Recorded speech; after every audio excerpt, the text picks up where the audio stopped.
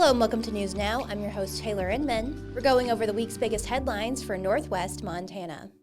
The Flathead National Forest has granted an operating permit to the new owners of the Holland Lake Lodge south of Condon.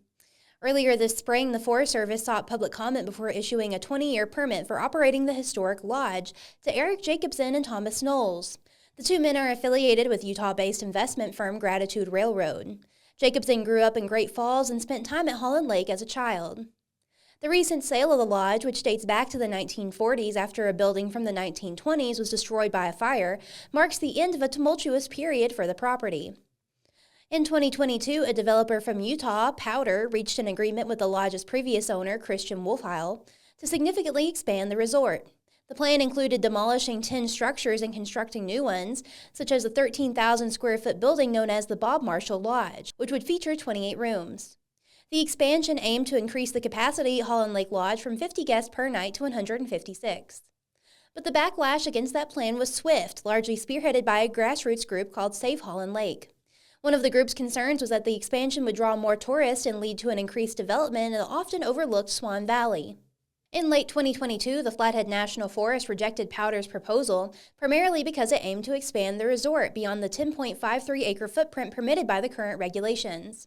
While Powder officials vowed to try again, those plans ultimately did not materialize. In 2023, the resort was again put on the market, and in October of 2024, Jacobson and Knowles entered into a purchase agreement. At that time, Jacobson told Montana Public Radio that he wanted to preserve and protect the lodge and the lodge experience in harmony with nature and the community. The proposal submitted to the U.S. Forest Service stated that the new owners, operating as Holland Peak LLC, have no plans to expand the lodge. The lodge generally operates from June to October. The Forest Service is currently reviewing the new company's operating plan for 2025. Candidates are lining up to become Kalispell's first new mayor in over a decade.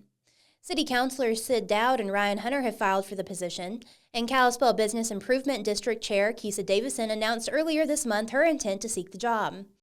Mayor Mark Johnson has presided over the municipality since he was first elected in 2013. But the three-term mayor announced in January that he would forgo another campaign, leaving the spot open for someone new.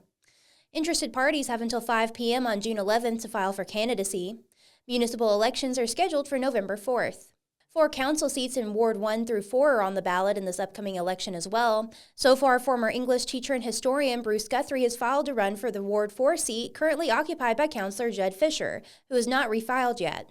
While the mayor's vote holds the same weight as any other member of the council, Hunter is running in hopes the elevated title will help him push initiatives he has long supported. The two-term councilor has tried to persuade his colleagues to invest in advisory boards that address homelessness and collaborate with nonprofits on building affordable housing. Hunter has represented Ward 3 since 2020. He was re-elected in 2023 to serve a term that ends in 2027. Davison, a local builder herself, said she would embrace growth as a mayor.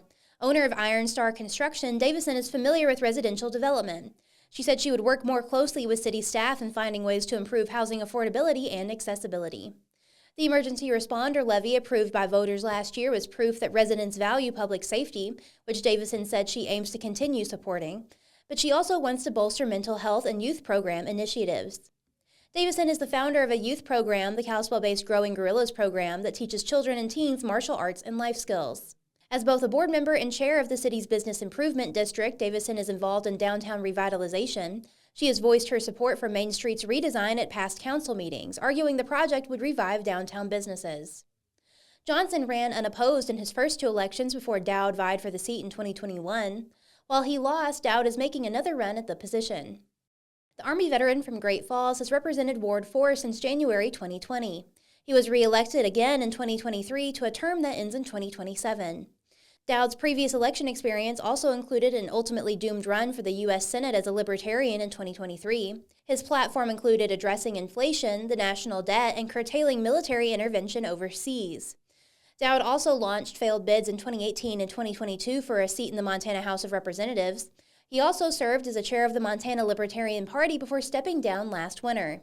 On council in recent months, Dowd opposed efforts to hire a dedicated code enforcement officer and a push to crack down on downtown cruising. Dowd did not respond to multiple messages from the Daily Interlake for comment. Prosecutors allege that a 53-year-old man behind the wheel of a truck with 4 children inside that flipped on the US 93 bypass earlier this month boasted a blood alcohol content of more than 3 times the legal limit.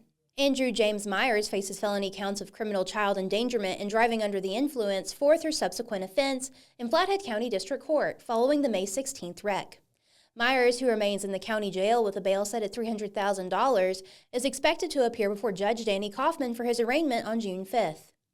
Myers allegedly repeatedly admitted to drinking before getting behind the wheel after Kalispell police officers arrived at the scene of the wreck, near the intersection of Base Camp Drive and the bypass at about 9 p.m.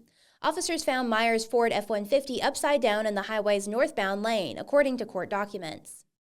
First responders took his passengers, including a woman and children aged 12, 10, 8, and 3, to Logan Health Medical Center for potential treatment. 3 of the children suffered minor injuries, and medical professionals treated the woman for possible shoulder and neck injuries, according to court documents. Myers allegedly admitted that he was drunk to officers, telling them he was guilty, according to court documents. He allegedly said he should have never driven a vehicle with the children in it.